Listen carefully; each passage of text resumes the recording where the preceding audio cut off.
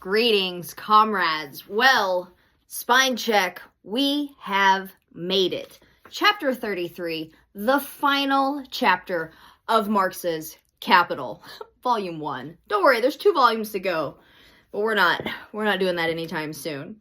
Chapter 33 is titled The Modern Theory of Colonization. And I don't think that Marx would argue if you were to say that this is quite an incomplete theory of colonization. Again, it's just one small last chapter in this book. We can continue to learn about colonialism and imperialism when we read Lenin, when we read Frantz Fanon, Aimé Césaire, I'm bad at French, Walter Rodney, Kwame Nkrumah, tons and tons, Ho Chi Minh. Like, there are other authors we can read to continue on this study of imperialism, of colonialism. But, you know, Marx's analysis here is a great start.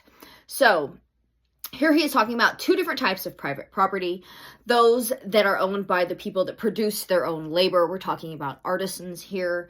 And then, of course, 2, the employment of labor of others. And the second one is the antithesis of the first, right? The capitalist is the antithesis of the small artisan. Here we are talking about Western Europe, where the capitalist regime conquered the whole domain of national production, which is why they expanded into these colonies.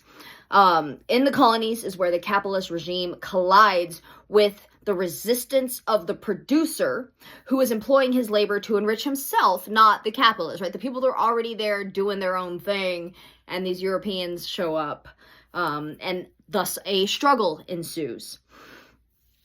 Let's see. National wealth leads to poverty of the people. National wealth is identical with the misery of the people. Essentially, and here we're talking about the U.S., the government would set a price for virgin soil. Workers would buy the land, and then they would set a high price for wage workers and import cheap labor. And this is how we start this systematic colonization. We're importing labor from the home country. And again, it works a little different nowadays, you know, in our modern society. But when this was first really starting to happen here, they were just importing the workers as well. And the people that were already living there they had their land stolen. They had everything stolen from them. We know that.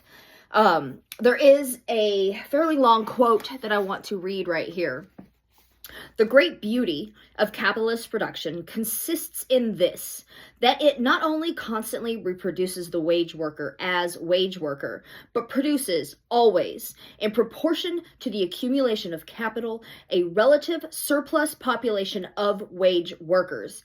Thus, the law of supply and demand of labor is kept in the right rut. The oscillation of wages is penned within limits satisfactory to capitalist exploitation. And lastly, the social dependence of the laborer on the capitalist, that indispensable requisite is secured, an unmistakable relation of dependence, which the smug political economist at home in the mother country can transmogrify into one of free contract between buyer and seller, between equally independent owners of commodities, the owner of the commodity capital and the owner of the commodity labor. But in the colonies, this petty fancy is torn asunder. The absolute population here increases much more quickly than in the mother country, because many laborers enter this world as ready-made adults, and yet the labor market is always understocked. Again, that's talking about the colonies. And that's specifically, is that referencing the U.S.? The U.S. and like Canada is kind of all tied together here. North America, essentially, is what we're talking about. And yeah, again, this isn't a hugely in-depth chapter. We're just talking about specifically like the UK, right? Going over to India, going over to North America, taking the resources, importing labor, and, you know, screwing over the people that already live there. Same as it ever was. Very last paragraph I also wanted to read here. Actually, the last bit of the last paragraph. Let's see. The capitalistic mode of production and accumulation, and therefore capitalist private property, have for their fundamental condition the annihilation of self-earned private property. In other words, the expropriation of the laborer.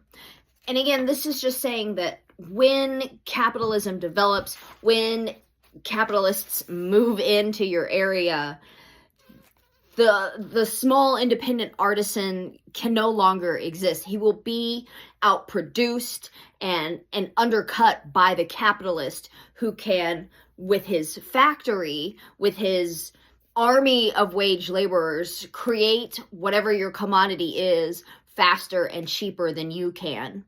And then those artisans become proletarianized. And we've seen it happen throughout the centuries.